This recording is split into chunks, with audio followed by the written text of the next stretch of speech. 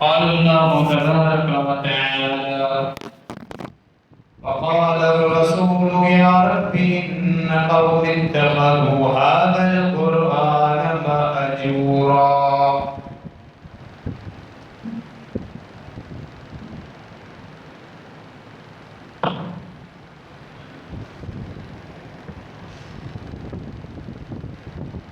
قیامت کے دن کا معاملہ یہ ہے جہاں تمام انبیاء کرام اپنی اپنی امت کے لیے، اہل ایمان کے لیے شفاعت کریں گے.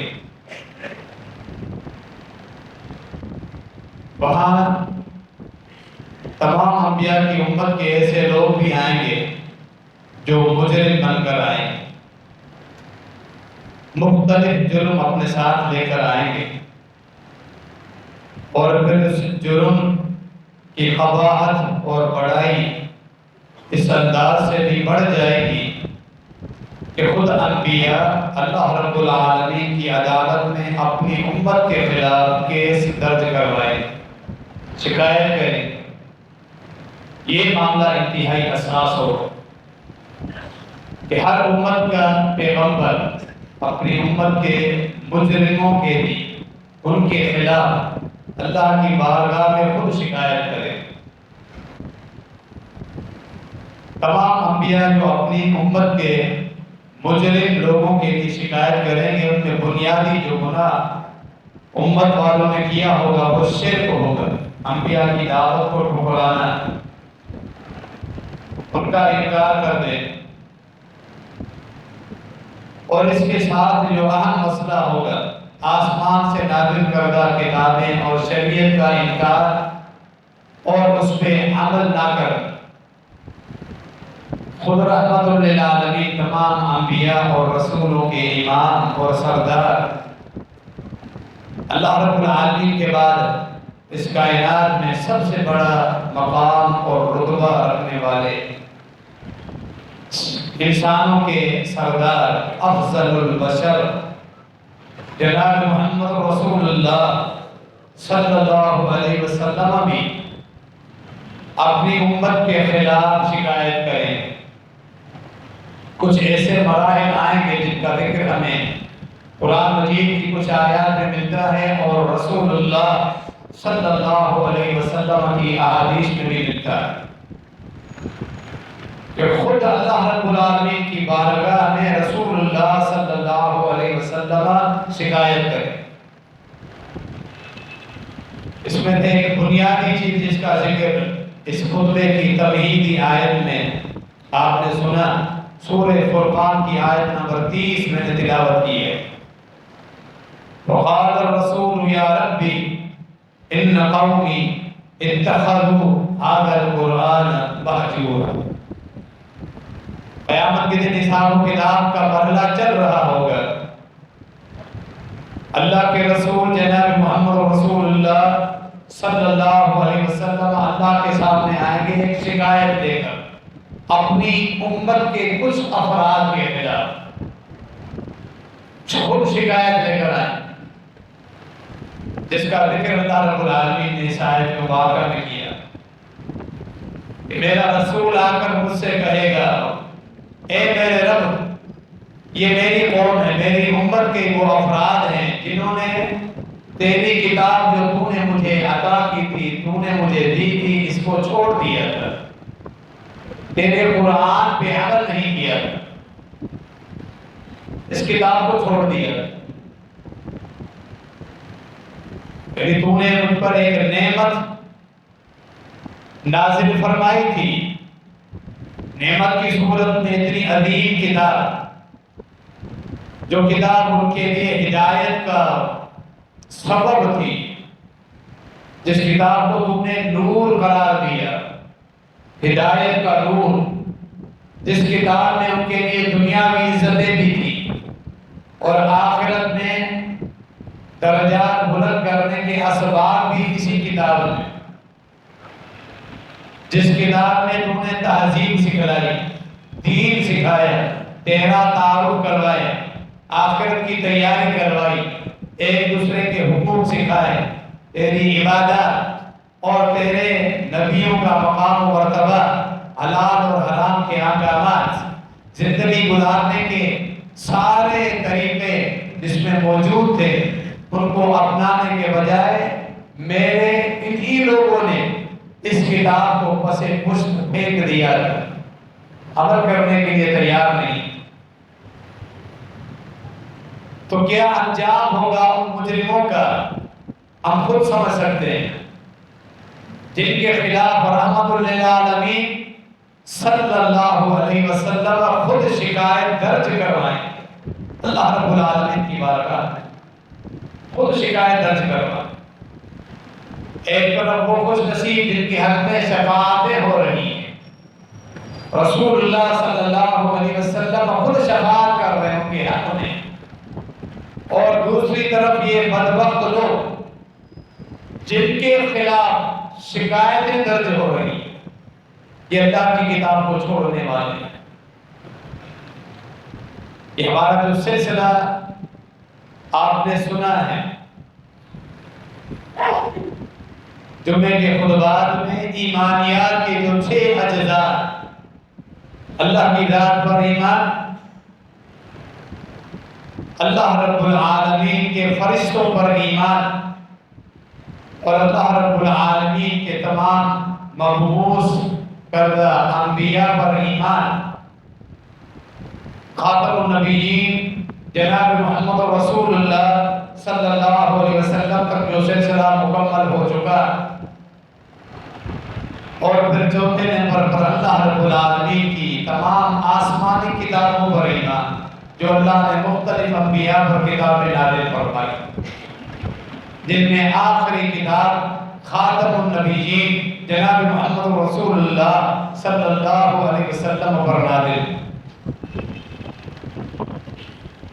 یہ 4 بنیادی چیز، باقی چیزوں پر بھی مختلف خطبوں میں اللہ کی توفیق سے ہم گفتگو کریں گے انشاءاللہ۔ مرنے کے بعد دوبارہ اٹھنا، قیامت کے دن پر ایمان، 5ویں چیز جو عقیدے کا بنیادی لازمی حصہ ہے، اور پھر اس کے بعد 6ٹھی چیز ایمانیات کا 6ٹھا جز تقدیر پر ایمان، جو بھلائی انسان کو پہنچتی ہے تقدیر میں، جو پریشانیاں انسان کو آتی ہیں، سب پر ایمان ہو کوئی ہو کہ اللہ کی طرف سے۔ آج کے اس خطبے میں ہم آسمانی کتابوں پر ایمان، بالخصوص قرآن مجید پر ہمارا ایمان، اس کے ساتھ تعلق کے متعلق ہم گفتگو کر رہے ہیں۔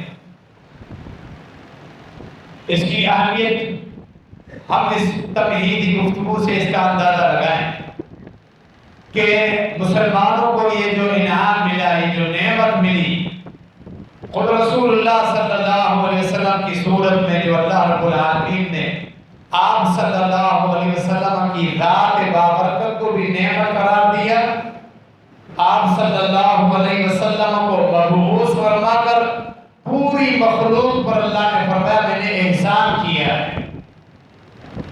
پھر جو دین دیا، دین اسلام دیا، اللہ نے اس کو بھی نعمت اور اپنا احسان قرار دیا، اور جو کتاب دی، اللہ نے اس کتاب کو بھی نعمت، احسان اور ہدایت کا نور قرار دیا۔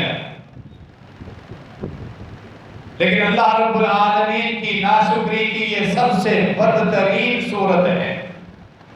دنیاوی نعمتوں کا انسان ناشکرا ہو، اللہ کا کھائے، اللہ کا پیے، اور اللہ کی دی ہوئی نعمتیں پہنے اور استعمال کرے، زندگی گزارے اللہ کی نعمتوں سے مستفید ہو کر، لیکن شکر ادا کرنے کے لیے تیار نہ ہو، یہ ناشکری ہے۔ اس سے بڑھ کر ناشکری کی بدترین صورت یہ ہے اللہ رب العالمین کی روحانی نعمتوں کا انکار کر، رسول اللہ صلی اللہ علیہ وسلم پر ایمان کے تقاضے پورے نہ کر، یہ ناشکری، دین اسلام پر عمل نہ کر، یہ ناشکری، قرآن مجید کو چھوڑ دینا، رسول اللہ صلی اللہ علیہ وسلم کی تعلیمات کو چھوڑ دینا، یہ دینی اعتبار سے اللہ کی نازل کردہ جو ہماری آخرت سنوارنے کے لیے آئی، ان کو چھوڑ دینا یہ ناشکری کی بدترین صورتحال۔ اسی لیے اللہ رب العالمین کے رسول خاتم النبیین جناب محمد رسول اللہ صلی اللہ علیہ وسلم خود آ کر شکایت کریں۔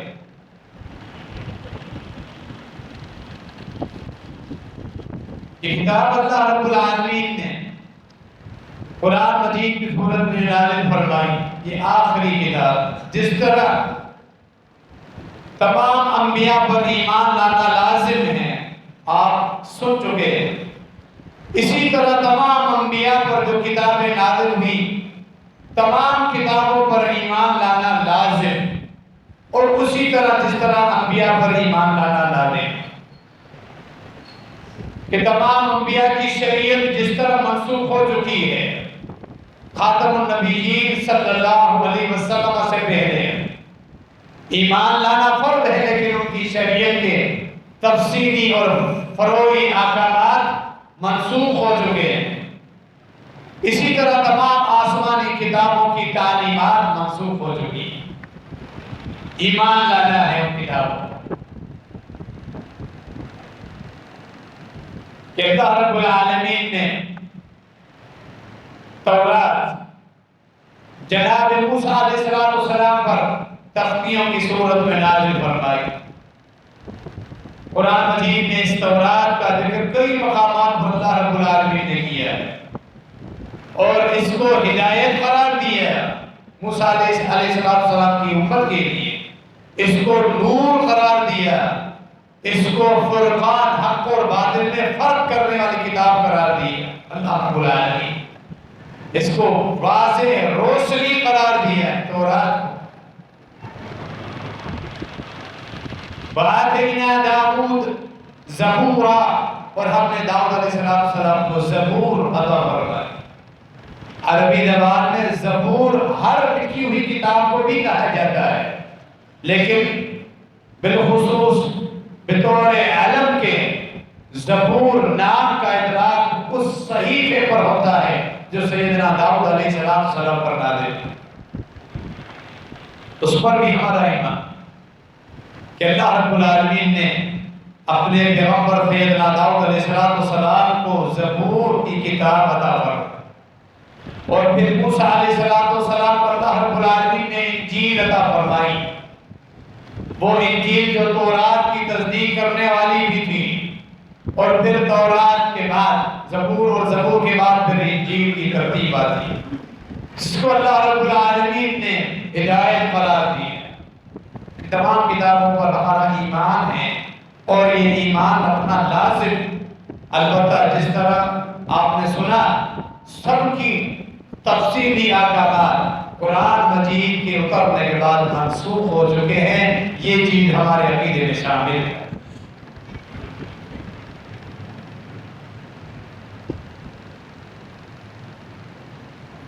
یا ایھا الذین آمنوا باللہ ورسولہ والکتاب الذی نزل علی رسولہ والکتاب الذی انزل من قبل، سورۃ النساء آیت نمبر 136۔ مومنوں، یعنی ایمان لائے ہو لیکن اپنے ایمان کی تصدیق کرو، اپنے ایمان کی تکمیل کرو، ایمان لے آؤ اللہ پر اور اللہ کے رسول خاتم النبیین جناب محمد رسول اللہ صلی اللہ علیہ وسلم کے اوپر ایمان لے آؤ، اس کتاب پر بھی ایمان لے آؤ جو کتاب اللہ نے اپنے رسول اکرم خاتم النبیین صلی اللہ علیہ وسلم کے اوپر نازل فرمائی، والکتاب الذی انزل من قبل، اور سابقہ تمام کتابوں پر ایمان لے آؤ جو اللہ نے پہلے اتاری۔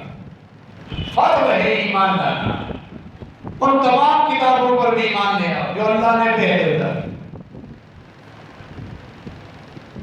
تورات، زبور اور انجیل کے علاوہ باقی کچھ صحائف کا ذکر سورۃ الاعلیٰ میں جیسا کہ ہم پڑھتے ہیں، اللہ نے فرمایا صحف ابراہیم و موسیٰ، کئی صحیفے جو ابراہیم علیہ السلام پر نازل ہوئے، موسیٰ نوح علیہ السلام پر اللہ رب العالمین نے صحیفے نازل فرمائے. قرآن میں صحیفوں کا ذکر بے شمار ان صحائف کا اللہ رب العالمین نے اشارہ دیا ہے، صریحتاً وضاحت کے ساتھ ان کا ذکر نہیں.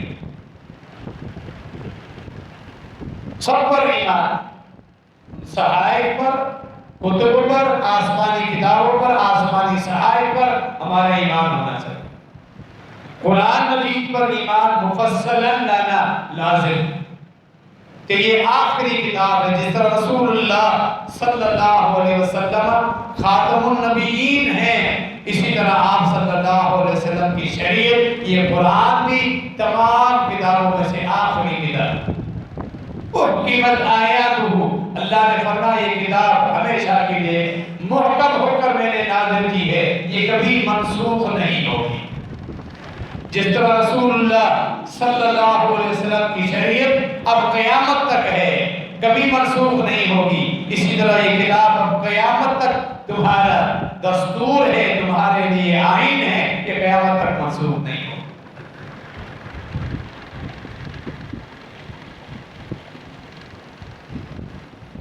یہ وہ دستور اور آئین ہے جس نے اس کتاب کو اپنایا، قرآن مجید کے مطابق زندگی گزاری، اپنے ریاستی قوانین میں قرآن اور اسلام کی حدود کو مقدم رکھا. اللہ رب العالمین نے قوموں کو عزتیں دی ہیں، برکتیں دی ہیں، غلبہ دیا ہے، دین دیا ہے. اللہ رب العالمین نے انہیں پاکیزہ رزق بھی دیا ہے، امن و امان بھی دیا ہے، تحفظ بھی دیا ہے. سب کچھ دنیاوی دین کی نعمتیں اللہ رب العالمین نے دی ہے. جن لوگوں نے اس کتاب کو اپنا آئین اور دستور بنائے، محض نام کا آئین اور دستور نہیں، جنہوں نے عمل کر کے دکھایا. یہ ملک پاکستان وطن امین جو بھی ایک نعمت کی صورت میں اللہ رب العالمین نے ہم سب کو عطا کیا ہے، اس کی بنیادیں بھی اسی اصول پر ہیں. لیکن افسوس صرف لکھت کی حد تک، زبانی حد تک اس کا دستور قرآن مجید ہے، آئین قرآن مجید ہے، اسلام. لیکن جب آپ دیکھیں عدالتوں کے مسائل اور ریاستی مسائل، قوانین جس حساب سے کورٹ کچہریاں چل رہی ہیں، اسلامی شرعی حدود اور قوانین کا ہمیں عمل دکھائی نہیں دیتا، یہ نور ہمیں نظر نہیں آتا، اندھیرا ہی اندھیرا ہے. اسی لیے تو برکتیں بھی نہیں ہیں، سارا ملک پریشان، سب کے سب عوام بھی پریشان. سکون کے لیے ہم سب ترس رہے ہیں کہ اللہ کے قرآن کو ہم نے دستور اور آئین بنایا ہی نہیں، محض لکھ دیا ہے، محض برائے نام ہے. اور حالت یہ ہے کہ جب پوری قوم کی نمائندگی کرتے ہوئے ہمارے بڑے جب سامنے آتے ہیں تو قرآن کی ایک چھوٹی سے چھوٹی سورت اور آیت بھی انہیں پڑھنا نہیں آتی، جس کتاب کو ہم نے دستور بنانا چاہیے. اس کتاب پر ایمان کے بہت بڑے تقاضے، بے شمار تقاضے ہیں جنہیں پورا کرنا لازم. نہیں تو یہ قرآن بھی ایک وقت آئے گا جس طرح رسول اللہ صلی اللہ علیہ وسلم شکایت کر رہے ہیں قیامت کے دن، یہ قرآن بھی بے شمار امت کے ایسے لوگ ہوں گے جن کے حق میں شفاعت کرنے کے لیے آئے گا. اللہ اس کو شعور دے گا، اللہ کے سامنے آئے گا، اللہ کی عدالت میں یہ قرآن آئے گا. اس کی کچھ خاص صورتیں آئیں گی، سورہ ملک، سورہ بقرہ، سورہ آل عمران، سورہ اخلاص، جن کے بارے میں روایت موجود. رب العالمین کے سامنے اللہ کی صفات ہے، یہ اللہ کا کلام ہے قرآن، یہ مخلوق نہیں ہے، یہ ایک علیحدہ عقیدے کا بنیادی مسئلہ. قرآن جو ہم پڑھتے ہیں، جو آسمان سے اترا، جبرائیل امین لے کر آئے، رسول اللہ صلی اللہ علیہ وسلم پر پہلی وحی غار حرا میں سورہ علق کی ابتدائی آیتوں سے شروع ہوئی، اور پھر رسول اللہ صلی اللہ علیہ وسلم پر 23 سالوں میں وقفے وقفے سے یہ آیات، اس کے مختلف حصے نازل ہوتے رہے. یہ پوری 114 سورتیں مکمل جو ہوئی، سورہ فاتحہ کی بسم اللہ سے لے کے سورۃ الناس کے سین بلکہ پورا اللہ رب العالمین کا کلام ہے. یہ اللہ کی صفت ہے، یہ مخلوق نہیں ہے، یہ اللہ کی ذاتی صفت ہے.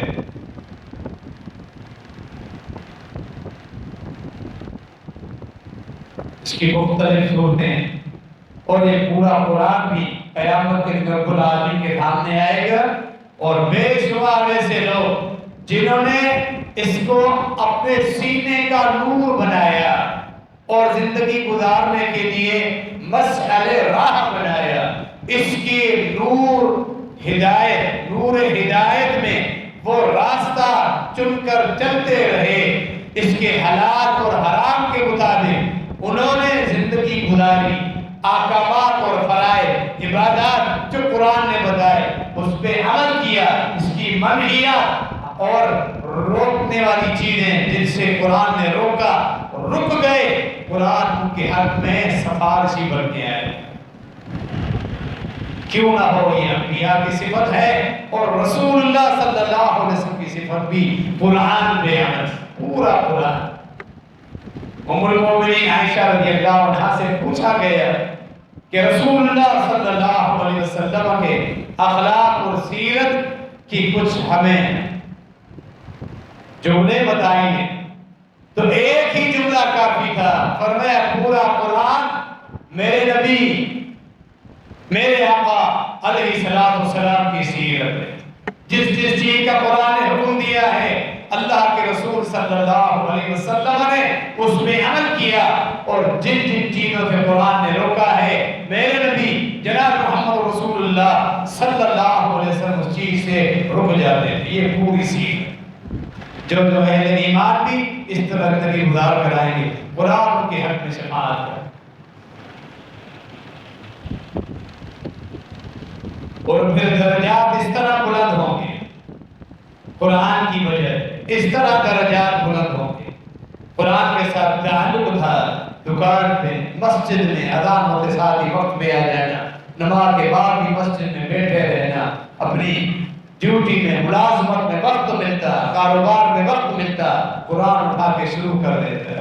روزانہ اپنا ایک حصہ مقرر کیا ہوا تھا قرآن کی تلاوت کا، اور پھر اس کا ترجمہ پڑھنے، تاکہ مجھے پتا چلے میرے رب کے احکامات کیا اترے ہیں. قرآن میں اللہ رب العالمین نے آخرت کا جو نظارہ بیان کیا ہے، جو ہولناکیاں بیان کی ہیں، جنت کے جو نظارے ہیں، جہنم کے عذابوں کا جو تذکرہ ہے، اہل ایمان کی جو صفات ہیں اور جن پہ اللہ ناراض ہوتا ہے ان کی نشانیوں کا ذکر ہے. میرے رب کی توحید ہے اس قرآن میں، رب کا تعارف ہے، رب کے اختیارات ہیں، رب کی بادشاہت کا ذکر ہے جس کی بادشاہت میں کوئی شریک نہیں. یہ ساری چیزیں پڑھتا بھی ہے، سمجھتا بھی ہے، اپنا عقیدہ بھی اسی پر استوار کرتا رہتا ہے. وہ خوش نصیب ہے فرشتے اللہ کی طرف سے پھر وہاں قرآن اس کو تھما دیں گے. دنیا میں جس طرح تیرے ہاتھ میں قرآن رہتا تھا، آج بھی قرآن پکڑو، پڑھو. اقرا ورتقی ورتل القرآن کما کنت ترتلها فی الدنیا.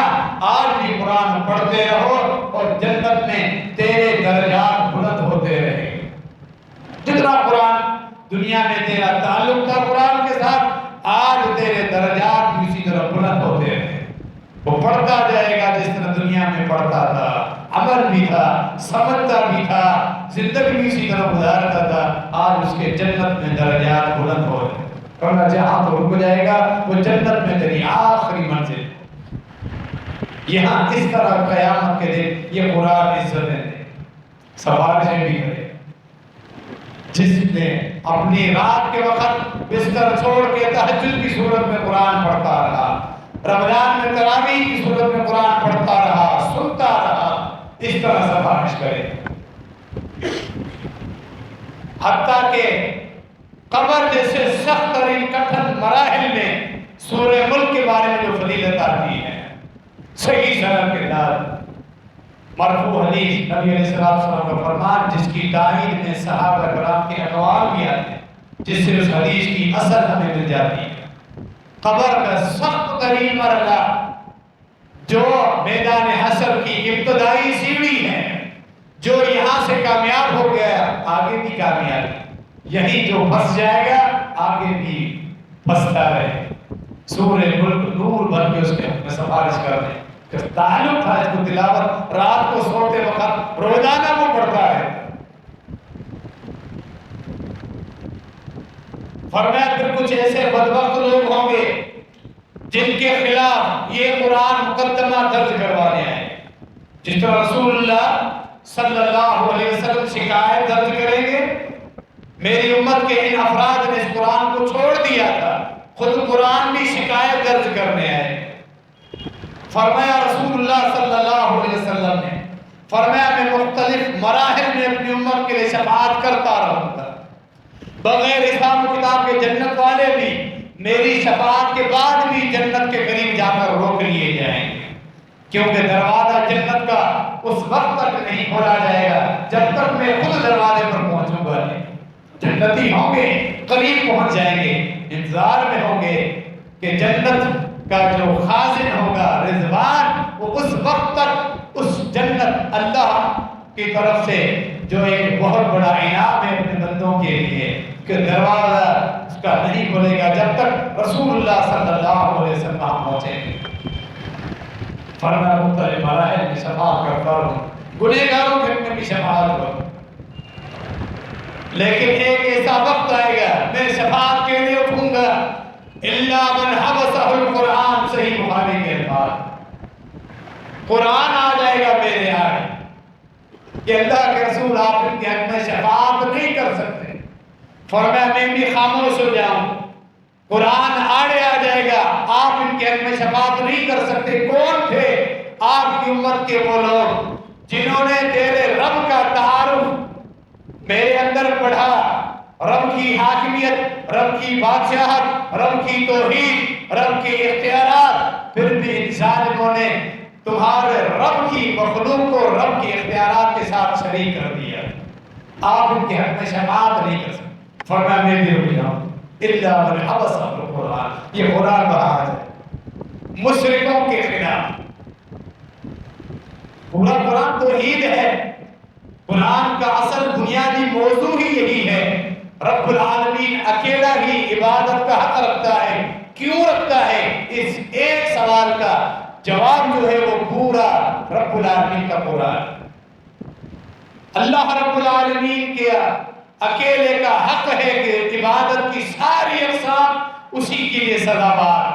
عبادت کی کوئی قسم, قیام, رکوع, سجدہ, مشکل میں پکارنا, ڈر, خوف, امید, نظر و نیاز, صدقات و خیرات, سب کی سب عبادات رب العالمین کے ساتھ خاص.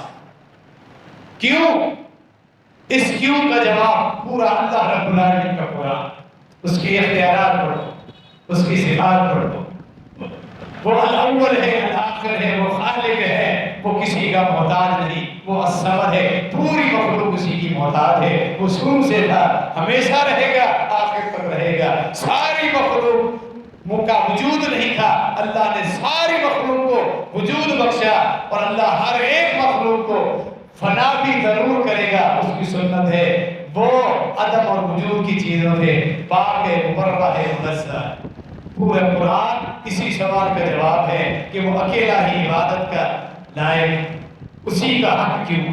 اس کے باوجود ان ظالموں نے قرآن پڑھا, لیکن جگہ جگہ پر انہوں نے اپنے بابے, عامل اور بھوپے اور پیر اور اپنے بڑے اور آستانے, قبر, مقبرے, قبر میں فوت شدگان اپنے بڑے بنائے ہوئے تھے جن کو رب کی طرح یہ پکارتے تھے, ان سے مانگتے تھے, ان سے حاجت روائی کرتے تھے, ان کو مشکل کشا سمجھتے تھے, داتا سمجھتے تھے.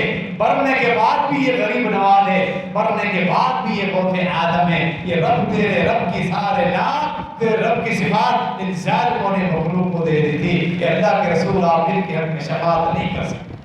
رسول اللہ صلی اللہ علیہ وسلم فرمایا اسی لیے میں اپنی ساری امت کے حق میں شفاعت کروں گا ان کے لیے جنہوں نے رب کے ساتھ کسی کو شریک نہیں ٹھہرایا. یہ قرآن پر ایمان, یہ قرآن کی بنیادی تعلیم رب العالمین کی توحید پہ عمل کرنا, یہی تو دخل ہے.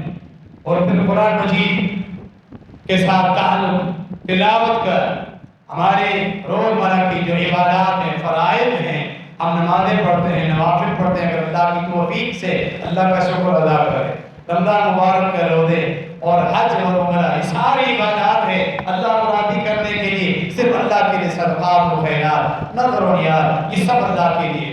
ان تمام عبادات کے ساتھ ایک بہت بڑی عبادت، آسان عبادت، زبان سے قرآن مجید کی تلاوت کرتے رہے، ترجمہ نہیں بھی آئے، صرف عربی میں اللہ کے کلام کی تلاوت کرنا بہت بڑا شرف، اور ہمیں چاہیے کہ اس کے ساتھ ساتھ ترجمہ سیکھنے کا اہتمام کریں۔ جب تک نہ سیکھیں ترجمہ پڑھنے کا بھی وقت نکالیں، جس طرح تلاوت کے لیے وقت نکالنا ہمارے اوپر لازم ہے، ترجمہ پڑھنے کا بھی وقت نکالیں۔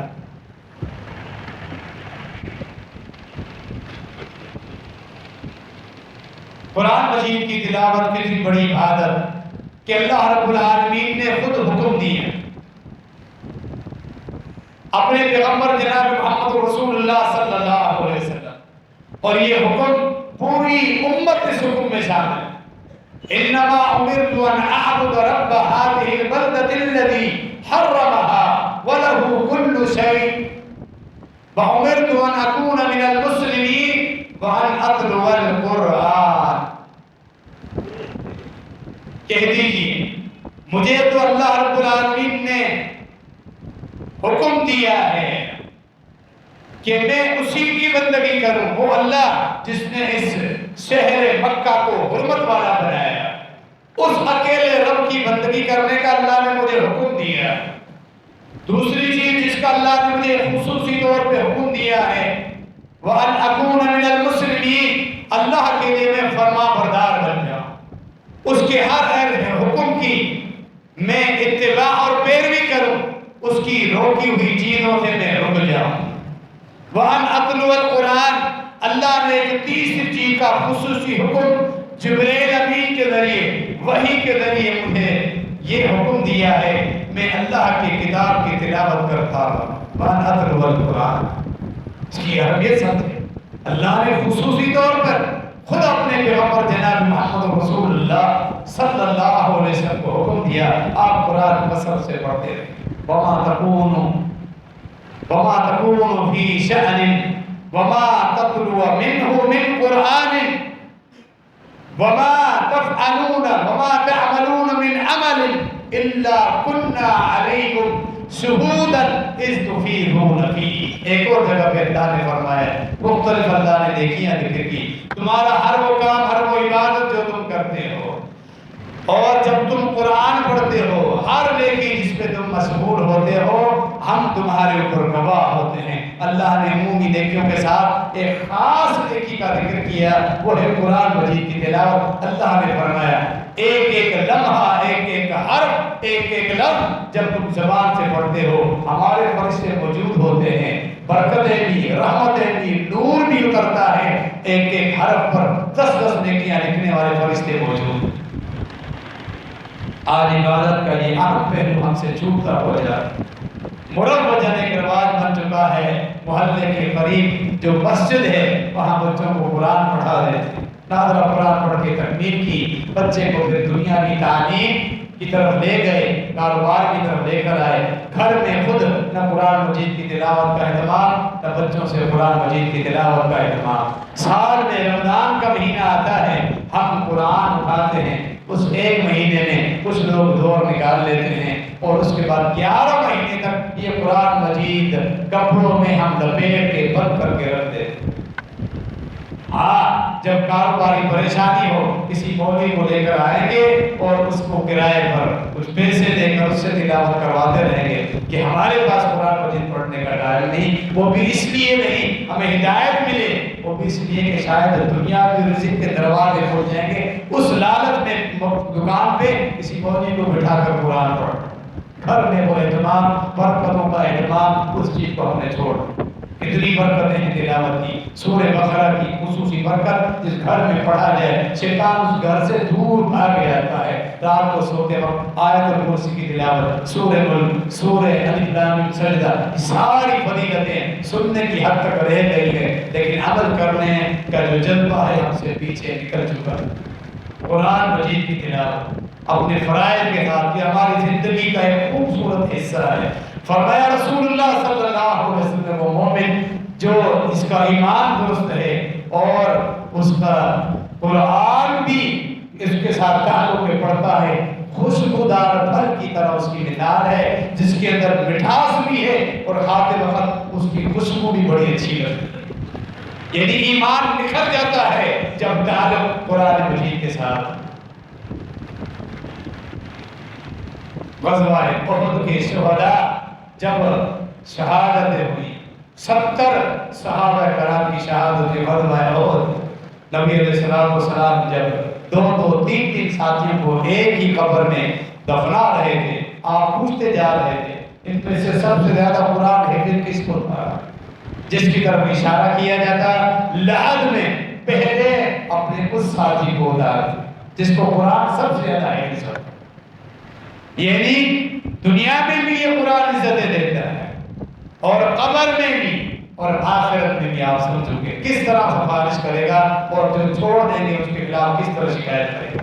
قرآن کا علم تھا، صحیح بخاری کی طرف آ جائے، قرآن کا علم تھا، پتا تھا اللہ کے فرائض کا علم ہے، پھر بھی رات فجر کے وقت سویا رہتا تھا۔ کیا سزا دی جائے گی؟ اس قرآن کا علم تھا دل و دماغ میں، فجر کے وقت سویا رہتا تھا، مختلف عذاب دکھائے گئے رسول اللہ صلی اللہ علیہ وسلم۔ ایک مجرم یہ تھا کہ اس کا سر پتھر کے ذریعے کچلا جا رہا تھا، روندا جا رہا، فرشتہ زور سے پتھر مارتا اس کے سر کو، سر اس کا چپک جاتا، پورا سر چپک جاتا، پتھر لڑک کے جب گھوم جاتا وہ لے کے آتا جب تک سر دوبارہ صحیح ہو جاتا۔ بتایا گیا قیامت تک یہ سزا اس کو ملتی رہتی تھی۔ تو معلوم تھا، ایک روایت میں قرآن کا حافظ تھا اور ایک روایت میں قرآن کا عالم تھا، یعنی اس کو معلوم بھی تھا قرآن کے ساتھ تعلق بھی تھا، پھر بھی فجر نہیں پڑتا تھا، سویا رہتا تھا۔ وقام ینام الفرید، فرد کے وقت یہ سویا رہتا تھا، اس کو یہ قیامت تک سزا ملتی ہے۔ یہ اصل وجہ قرآن کا علم ہو اور عمل نہ کرے، ساری بدائیں قرآن کے ساتھ تعلق کس قدر ضروری ہے دنیا اور آخرت اور قبر میں آسانیوں کے لیے۔ نبی علیہ السلام نے فرمایا تمہاری امامت کا حقدار وہ ہے جس کو قرآن سب سے زیادہ حافظ ہے، قرآن کا وہ عالم بھی ہے۔ اس دنیا میں سب سے بڑا منصب وہ اللہ رب العالمین کے گھروں کی ذمہ داریاں، سب سے بڑے مناصب اس دنیا میں اللہ کے ہاں، یہ منبر، یہ مصلی، یہ مساجد کی ذمہ داریاں، مساجد کے معاملات سنبھالنے والے خوش نصیب لوگ ہیں جن سے اللہ رب العالمین اپنے گھر کا کام ہے۔ اذان دینے والے خادم اور سنبھالنے والے حضرات جو اپنا وقت نکال کر مسجد کے لیے وقف ہو جاتے ہیں، منبر و مصلی کے امام اور پھر لوگوں کی اصلاح کرنے والے، اللہ رب العالمین سب کو ریاکاری سے محفوظ رکھے۔ فرمایا رسول اللہ صلی اللہ علیہ وسلم اس امامت کا حقدار وہ ہے جس کو قرآن سب سے زیادہ حفظ ہے، اور قرآن حفظ نبی علیہ السلام کے زمانے میں جتنے حفاظ ہوا کرتے تھے وہ علماء بھی ہوا کرتے تھے، قرآن کے احکامات کے عالم بھی ہوا کرتے تھے۔ قرآن پر ایمان کے تقاضے بے شمار ہیں جن کا ہم تذکرہ کریں تو ایک لمبی فہرست ہمارے سامنے آ جائے گی۔ ہم اپنا تجزیہ کریں، اپنا جائزہ لیں، قرآن مجید کے ساتھ تعلق، اس کی تلاوت، اس کے احکامات کو سمجھنا، اس کے تفسیر کو پڑھنا، صحیح تفسیر کو، اور رسول اللہ صلی اللہ علیہ وسلم کی احادیث کی صورت میں اس قرآن کی تفسیر کو پڑھیں اور سمجھتے رہیں، تو یہ قرآن انشاءاللہ قیامت کے دن ہمارے حق میں ضرور شفاعت کرے گا۔ کہیں ایسا نہ ہو قرآن کے ساتھ ایسا تعلق ہو جائے، اللہ نہ کرے کہ یہ ہمارے خلاف شکایت درج کر دے، پھر آگے معاملہ بہت بڑا خراب ہوگا۔ اللہ رب العالمین ہم سب کا حساب آسان فرمائے، آمین۔ وما علینا الا البلاغ۔